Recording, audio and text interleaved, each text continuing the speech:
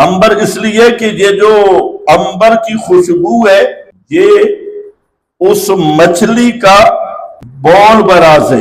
अल मशमूम रजी ओहा, तो वो मछली एक खास जानवर को खाती है और फिर जो उसका गोबर शोबर निकलता है रजी, वो जी अंबर होता है जिसको आप खुशबू महसूस फरमाते हैं। इसलिए उस अल्लाह ताला की शान अजीब है कि सबसे जो मरगूब चीजें दुनिया में है हकीकत के लिहाज से वो बहुत घटिया है, जिसमें दुनिया में बड़ा फख्र किया जाता है। तो उनमें मशरूबात में से सबसे काबिल फख्र चीज शहद और असल है। लेकिन शहद और असल क्या है?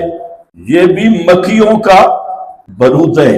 दूसरा, लिबास में सबसे कीमती लिबास रेशम है, और रेशम क्या है? वो भी कीड़े का प्रोग्राम है। अंबर, कस्तूरी, कस्तूरी कहां से आती है?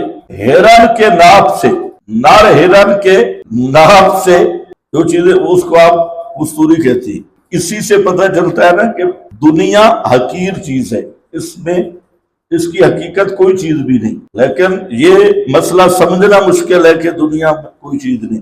मौलवी बयान करेगा, पीर बयान करेगा, लेकिन होगा सबसे बड़ा मुहिब्बुद दुनिया। बस ये जुबान पे है कि दुनिया कोई चीज नहीं, लेकिन इस हरामी ने समझा सब कुछ दुनिया को है, अंदर दुनिया ही है।